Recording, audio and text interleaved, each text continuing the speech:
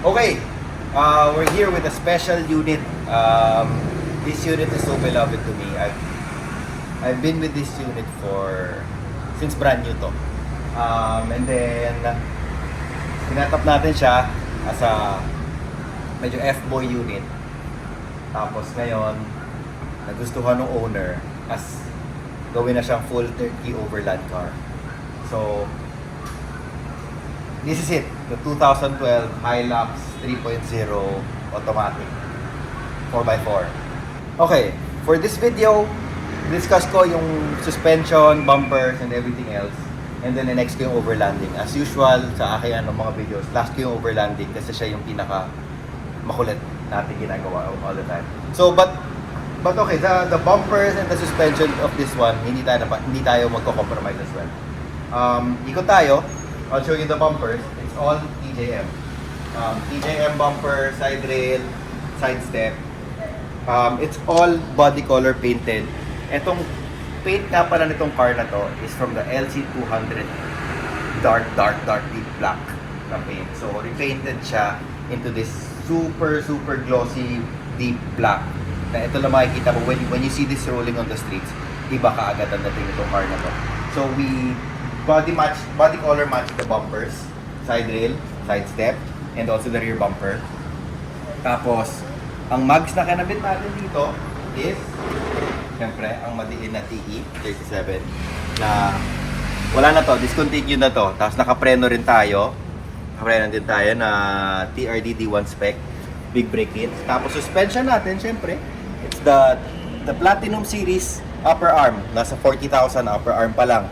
Tapos suspension natin TJM Silver series, full suspension hanggang muelya natin. Nagpalit tayo to 100 additional 100 or 250 kg yung muelya natin. So wala tayong kinompromise sa suspension because we know we're gonna overland. Tapos snorkels, ganyan. Okay, I'll show you the interior. Sobrang kinis na interior nito. Kahit na nasa 100,000 kilometers yung tinatakbo. Look at the interior. Sobrang linis niyan. Makinis yan. All the switches are here. May additional switches tayo dito.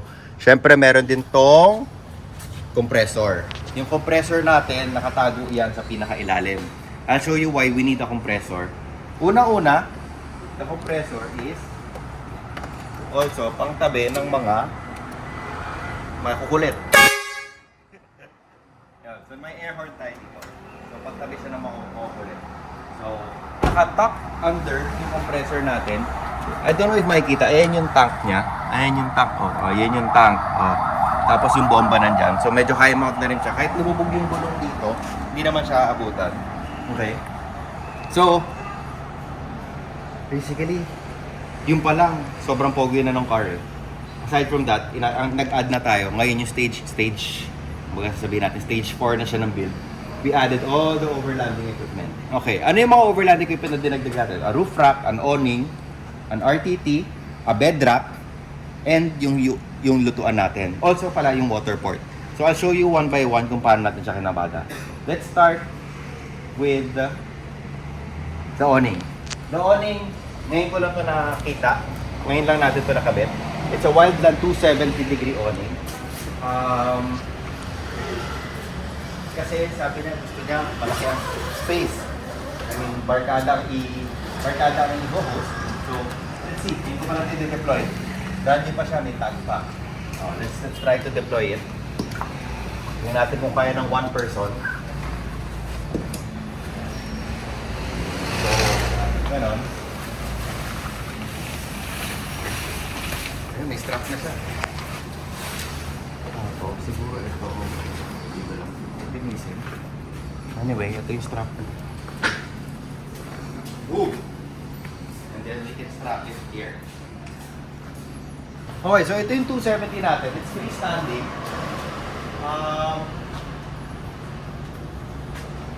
Strap siya dito. So matatanggal siya. Oh. So anyway, yan yung 270 natin. Sobrang wide niya. From here to here. Kasi may plano mag-ihaw si customer. Si customer dito mag-iihaw at the same time may makakaserve na siya directly sa mga guests niya. Okay. May naging problem lang kami kasi ang gusto ni customer is this hard shell na TJM. This is super nice. Ayaw niya ng mga soft shell, so he wants a quick deploy hard shell kasi hard shell, kita mo naman sobrang unat na unat yung body. He also wants a proper hard shell para mukhang walang dalang tela yung body niya. Anyway, when we deploy this tent, ang problem is tatama ito dun sa awning. Tatama ito dun sa awning. So come here. Naglagay tayo ng warning. Before deploying this tent, make sure that the awning is adjusted towards the vehicle to avoid damage. The awning is adjusted outward. So outward natin yung awning ngayon. Paano? Ano ibig sabihin? Ano ibig sabihin ng sinabi doon? So what we do is, sige, kapag day trip lang tayo, we can use this one lang. Kapag mag-overnight na tayo, when we want to deploy the tent, this is what we do. Bakit ka dyan? Pakita ko sir. This is what we do. Gumawa tayo ng device para may outward ang awning natin. Para hindi bumangga yung roof tent kapag dineploy. So, niluwagan ko lang yung knobs. Maluwag na yung knobs. Boom! Mag-eject na siya. Ejecto awning car. So, in-eject na natin siya. This way, kapag binuksan natin yung roof tent, hindi na babangga dito yung shell nitong roof tent. Okay? So, alright. Buksan na natin yung roof tent. This is the new TJM Walcha roof tent. Sobrang simple niya, sobrang ganda niya, ganda ng shape niya. Ito rin yung nilabas natin sa Subaru na kinabit ni Bossing sa Subaru niya kasi nga iba yung dating niya kapag nakakabit eh. Hindi siya parang nagpatong lang ng maleta or ng bag. Parang siyang part ng car eh, kapag nakakabit. So anyway, buksan na natin siya. Pakita ko sa inyo dito. Sinasabi ko. Now, may clearance na tayo. Kasi kanina, nasa loob tayo, bangga to kanina dito. So now, sabi ko, nilabas natin yung awning, may clearance na tayo dito sa roof tent. Okay, bakit hindi natin inusog yung roof tent na lang towards the side? Siyempre, awkward yung spacing. Ayaw natin ng mga awkward spacing. Gusto natin lahat geometrical. Okay. So, once the tent is deployed, hindi lang naman tayo deploy. Pa-deploy natin sa boys. Boys, paki-deploy yung tent. I'll explain to you another thing. Ito, this is the hitch fire. Dito magluluto si client. Ito niya, mag-iihaw siya for the friends and family. So, okay. Ganito lang si hitch fire. Ipain mo lang dito. May lock lang yan dito. Twist mo na siya. And makakapag-ihaw ka na with your friends. Diba? So, okay. Paano gumagana ang hitch fire? We need either a propane tank or a gasol with adapters. So, what we did is this. We created a bracket for the shine gas. Ganon. Tapos pag open mo yan, kabit mo lang to dito. And you're ready to cook. Ready to cook ka na pag nakakabit na yan dyan. So, roscas mo lang yan dyan. You're ready to cook. So, eto, bali nakita nyo. Tignan mo yung bracket. Pati yung straps natin. This is what we use for the fridge straps. Saktong-sakto siya for this one. And ito, this is custom fabricated para maglalak na yung gasol natin dito sa side. So, it's super convenient. Okay? Sobrang convenient ng ganitong style. Okay, what else? Water. Ang water natin is this. Okay, water port, usual water port. Ang kailangan ng water port is pressure. So, this one is already filled with water. Open natin yung tank. Walang pressure. So, how do we put pressure in it? Like I said, we have a water tank. Meron tayong compressor. So, let's prepare this. Registration kit. Para daw kapag nag-air down na rin tayo on trails, kompleto tayo. So, what we do is this. We fill it with 30 PSI. So, saan tayo mag-fill ng 30 PSI? Siyempre, as dub shop, as dub works, meron tayong nakatagong mga quirks. What we did is, papakita ko muna, and then I'll drop the tailgate. Here, the TJM coupling kit. Pinasok natin dyan. So, right here pa lang, meron na tayong airline. Oh, once we do this, now we're loaded with air. Baba lang natin yan. Tapos, ito, kabit lang natin dito. Now we can air tires. Ngayon, pwede rin natin to i-air. So, since kanina nakita nyo wala siyang pressure, lalagay tayo pressure ngayon. Lagyan natin pressure. Ayun, nagka-pressure na. Pucha, 37 ka agad. Sobrang lakas. Tapos na. That's 37 PSI. So, we'll put it in flat. Oh shit, nabasa. Ay, sorry. Sobrang lakas ng PSI niya.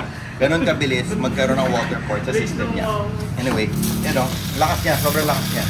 So hanggang dito kasi, dito natin nilagay siya kasi we plan to do dishwashing here. At first, nagsasalang tayo, we wanted to put it here, sa harap, doon nakalabas. Kaso ayaw natin ilabas doon kasi doon yung mga tao tatambay. So we don't want a wet campsite. Wet yung soil. So this one, at least dito makakapag-dishwash or anyone na gusto magbanyo dito sa ilalim or if ever dito siya mag-set ng ng mga huhugasin niya, pwede.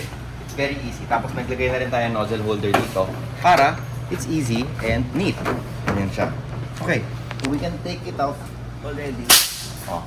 Tapos na yung airline natin. Tago lang natin sa bag. May mga bag naman siya. Okay, so third up. Tago lang natin siya. Kailangan makalak. And it packs neatly like this one. So, lagyan natin siya dyan. I think may mga bags naman or crates naman na store yung customer natin. So, bahala na siya magtago niya. We cover this one up.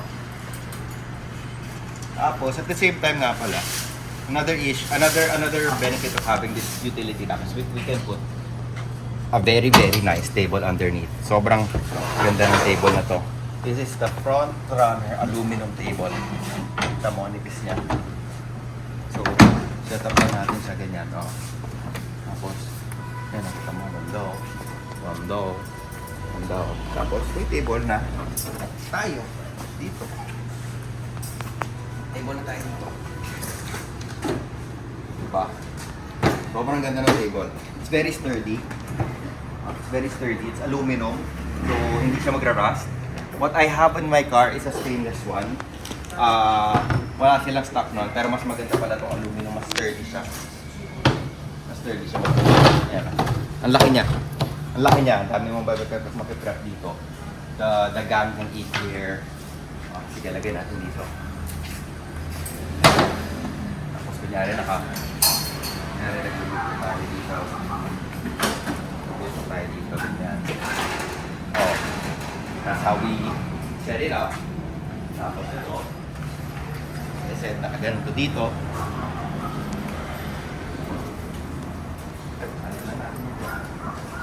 So, ayan na setup natin.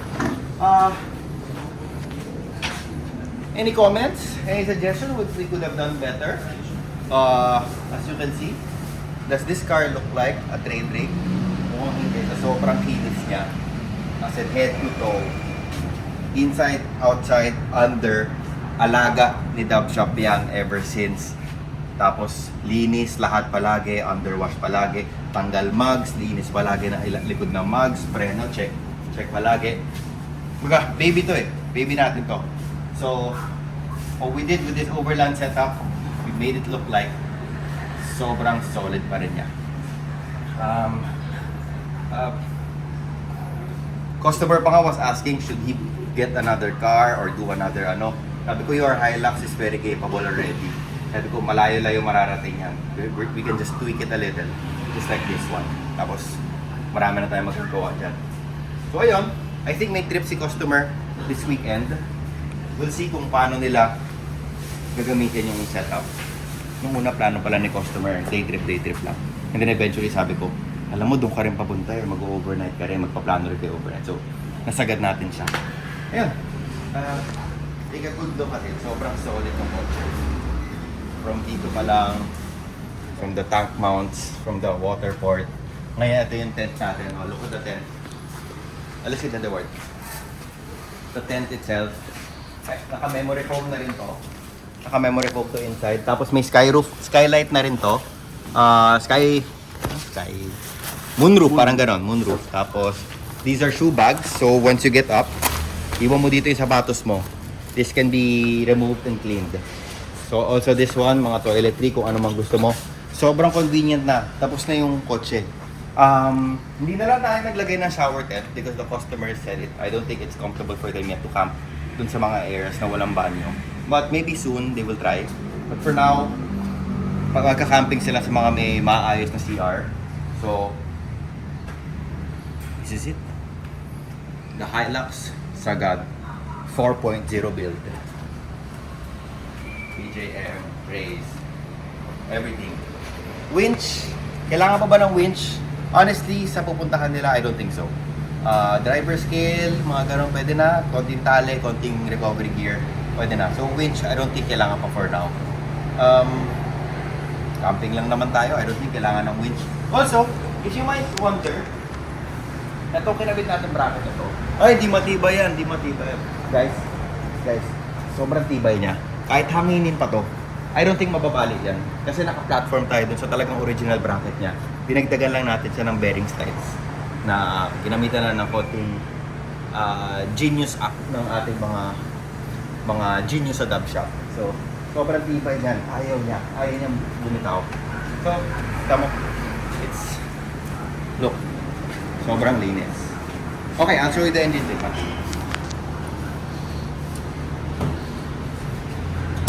Sa mga enthusiast lang naman, dapat palagi malinis ang engine bay kasi nananalo tayo sa show at hindi tayo nagkakaroon ng mga award. Tignan mo, malinis ang engine bay natin. Wala tayong mga extra na mga wiring. Medyo dusty lang siya pero sweet. Wala tayong magugulong wiring, wala tayong makalat na mga fuse, relay. Walang makalat dito. With this kind of electronics, dapat usually mga kotse natin madami ng mga ano yan, mga nakakalat na mga fuse, relay, sa burare. But our battery area, malinis pa rin. Konting engine detail lang pero maayos ang gawa. Tapos yun yung ano natin. This is the switch panel. This is the fuse box for the switch panel. Maayos yung wiring lahat yan. Kalatag na maayos yan. Okay? So, that's it. This is Dub Shop at your service.